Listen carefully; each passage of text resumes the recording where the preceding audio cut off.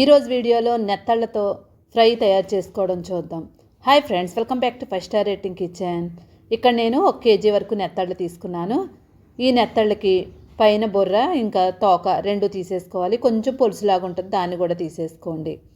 ఇప్పుడు దీనిలో ఒక అర స్పూన్ వరకు ఉప్పు వేసుకొని బాగా కడిగేసుకోవాలి, లేదంటే నీచు వాసన వస్తుంది. ఇంకా మనకి పొలుసు ఏమన్నా ఉంటే పోద్ది. ఒక 2-3 సార్లు బాగా శుభ్రంగా కడిగేసుకొని వేరొక ప్లేట్లో వేసేసుకోండి.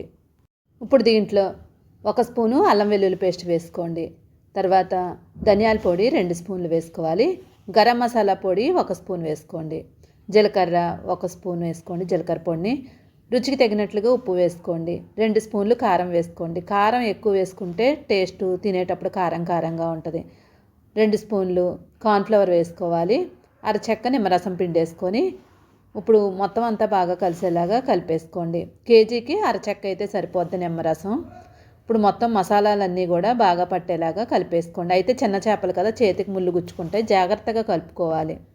టైం ఉన్న వాళ్ళు అయితే ఒక అరగంట సేపు ఫ్రిడ్జ్లో పెట్టుకోండి, లేదంటే వెంటనే వేపుకోవచ్చు. ఇప్పుడు పొయ్యి మీద ఒక ప్యాన్ పెట్టుకొని 4 స్పూన్లు నూనె వేసుకోవాలి.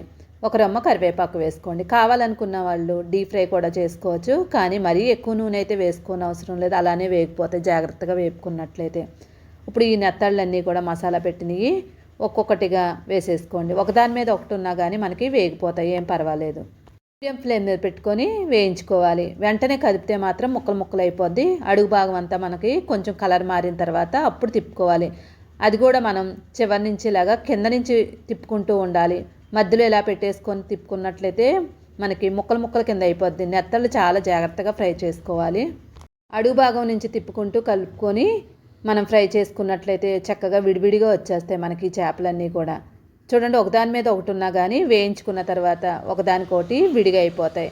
ఎక్కువ కలుపుకుంటూ ఉండకండి, వేగిన తర్వాత మాత్రమే కలుపుతూ ఉండాలి. ఇలా అయిన తర్వాత ప్లేట్లోకి తీసుకోండి. ఇది మనకి పప్పు సాంబార్లోకి బాగుంటాయి, స్నాక్స్లోకి కూడా తినేవచ్చు.